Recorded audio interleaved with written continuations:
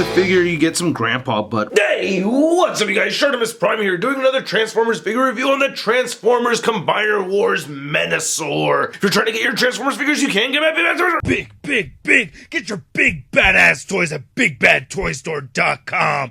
Click the link in the description below. They're all sold separately, and as you can see, the packaging is different from drag strip over there compared to breakdown. But anyway, looking on the back of the packaging over here, you can see we get breakdown over there in both modes, and then you can see the other figures from the wave. You can see drag strip came in the same wave as the Superion figures. And then looking on the back over here, we got Motormaster. You can see the Menasor right there. You can see he's gonna get completely built. And then here's the back of the packaging for the other two figures. And there's bios on each of these characters. If you want to read it for breakdown, pause it now. Drag strip, pause it now. Motormaster, pause it now. Dead end, pause it now. Off-road, pause it now. I'm not gonna get into detail of all these guys' robot modes and alt modes. I'm mostly gonna look at the Menasor figure. So let's get to it and crack these things open. So here are the Generation Stunticons out of the packaging, and I am very pleased with this set. These are very cool figures. I'm actually quite surprised how much I really like them. The Menasor mode is my least favorite of the three, but I think overall as a set, I think it works out very well. I think they did a good job with these. I think articulation wise, these are pretty good too. I'm having a good time posing them. None of them really have any ankle pivot. You do get some good arm articulation. There's no wrist swivels on any of these either. Aside from Motormaster, each of these figures come with their own individual weapon and a foot/hand piece. The foot could transform into a hand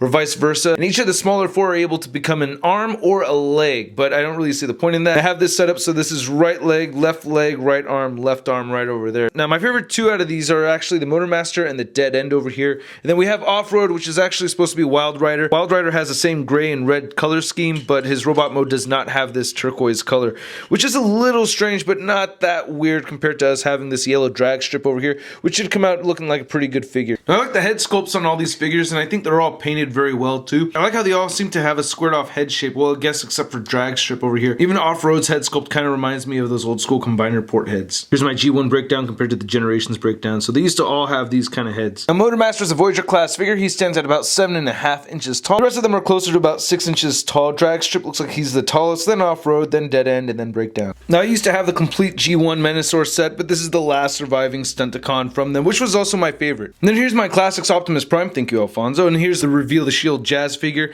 and I think this guy's a little bit too tall compared to Prime. I assume they're both about the same size. I mean, knowing this guy's a combiner, it really doesn't bother me. And no, I'm not going to disassemble my fans Project Menasor, but I will compare these to the Marvel Legends Big Time Letdown Spider-Man. Anyway, let's get to their alt modes. Will you take us away, Bumblebee?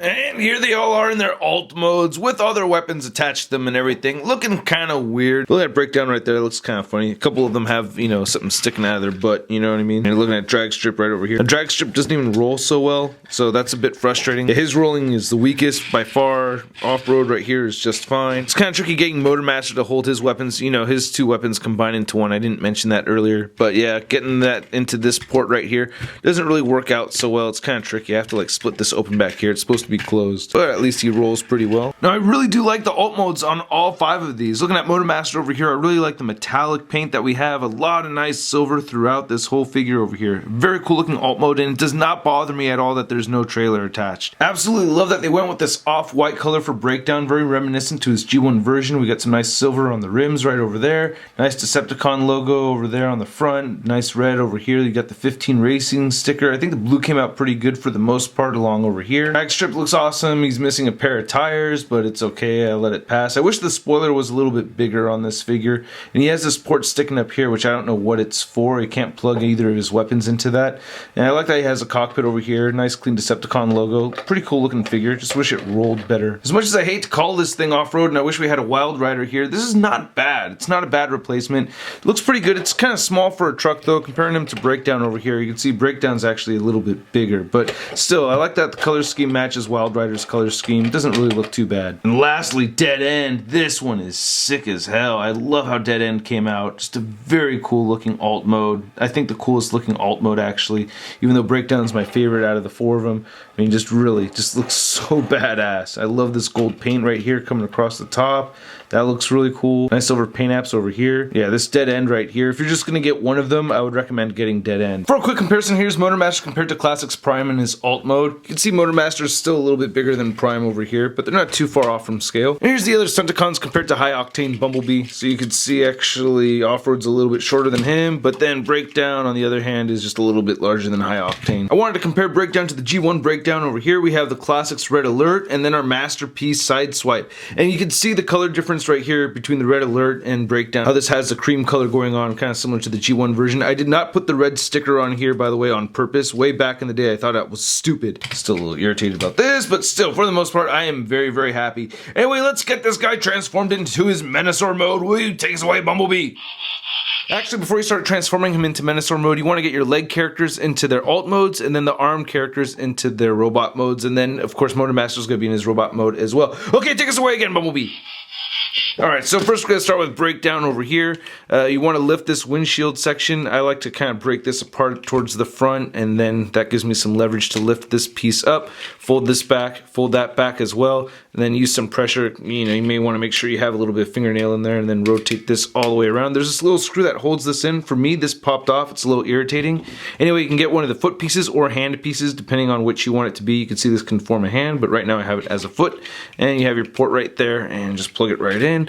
Then do the same thing right here with Off-Road. I'm going to lift this front section up over here, and then the instructions say you kind of have to de-transform him, but you don't really have to. You just got to like wedge these leg pieces away over here. You can move the head forward, and then reconnect this over here, and then kind of shift that up like that, so that'll be a leg. And we got the other foot, and it's actually supposed to be facing this way. I think I had it the wrong way on the Breakdown. And then for dead end over here, we're going to take the hands, move them inward right there, straighten out both of his arms, and then this back piece right here is going to fold up and then swing all the way down.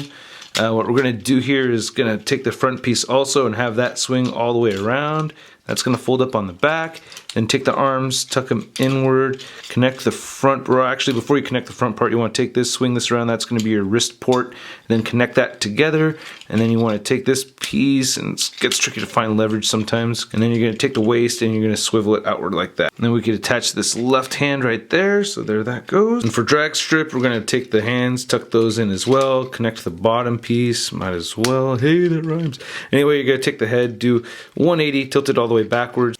And you might want to use a tool and rotate these arms upward, and then swing this inward, swing that inward, and then you're going to shift these down and kind of collapse and fold like that. And then you're going to take this piece and you're going to take the waist and rotate it so there's going to be his right arm, and then we attach the right hand. And for Motormaster, we have this trapdoor piece. It's going to swing down over here, rotate the bicep joint right there, and fold that all the way upward. There's this tab that goes in right here, so we're going to make sure that connects to the same thing over here on this side. Swing the wrists outward over here.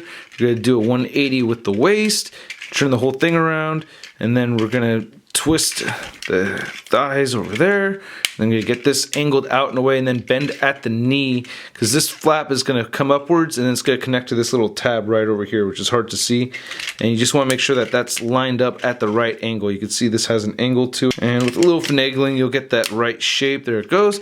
And then we can have this piece come down, that's crotch plate, then open up over here, and then flip this outward, and we have the head of Menasor, and just get his horns all right and everything. And getting these all connected isn't very difficult at all. They slide right in there. You can see there's that joint right there. And then the arm pieces will just slide downward into those ports right on his shoulders. And alas, Menasor is complete and kind of funny looking. I don't know, the proportions are kind of weird on this guy. Getting a 360 look at this guy, I don't like this big empty chest piece over there. The legs look a bit too long. The proportions just seem really weird to me, but it does hold together well, so that's very important. The thing that people started ranting and raving about right away when they saw this figure over at San Diego Comic-Con were these horns over here. These are much more like the Unicron horns, more so than the Menasor horns, and that's a bit disappointing. This is quite inaccurate. As you can see in this picture right here, that's not really how the horns are supposed to look, but I do like the silver paint added to the face. I like the facial expression. I think the face on the figure itself is sculpted very nicely. And as we look at this upper torso section, it really reminds me of Age of Extinction Galvatron over there. I don't like the gap in his neck right there. You can see right through the figure. That's a little frustrating. I guess you could try to... Nah, it doesn't really help. So I like to close this up. I'm going to talk about some modifications. So I think that looks just a little bit better. As far as the legs go, I like to kind of I don't know, I want to move this downward over here. I don't know, it looks kind of weird, but you know, I like elongating the torso area a little bit more like this. I don't know, and then also switching these around over here too. I like spinning this around. Just like the G1 figure had. And then rotating the elbows around too kind of thins out the arms a little bit. So all these little modifications you can do to your liking. So you can do as you wish with your own Menasor figure, but I think mine looks just a little bit cooler like this. I'm just happier with the way it looks. And there he is back in the way Hasbro has intended the figure to look. So let's go over the articulation. The head can move up quite a bit. It can look down a little bit. You can get side to side movement. The horns are actually articulated as well. Now moving the shoulders outward, I suggest you hang on to this piece right here, and you can move them all the way outward like that. Move them all the way forward. He rotates right over here at the bicep. You do get a 90-degree elbow bend on this side. The way this is configured on this side, you get 2 joints at the elbow. So you could rotate this 180 degrees and get that double joint if you wanted this piece facing upward too.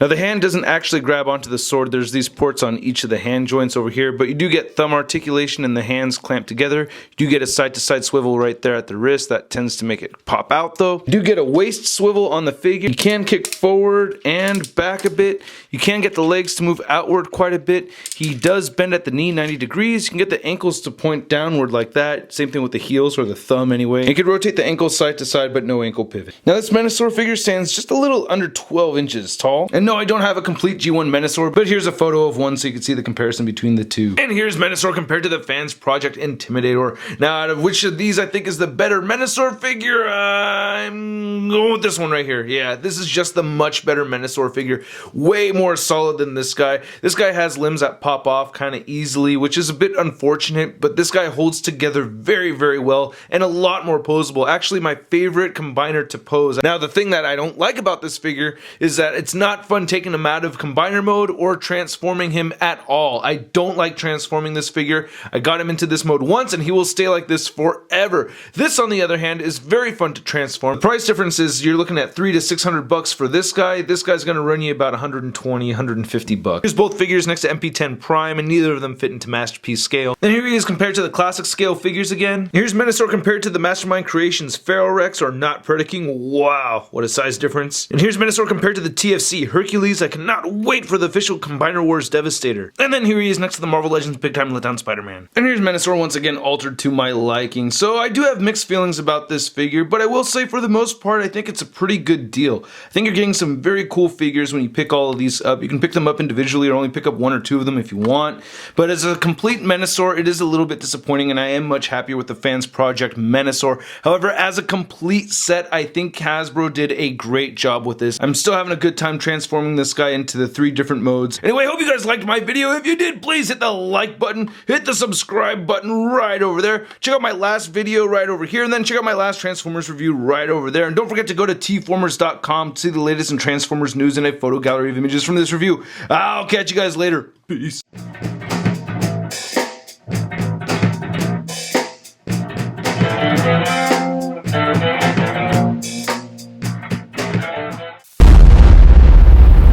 That's crispy. Drag step, pause.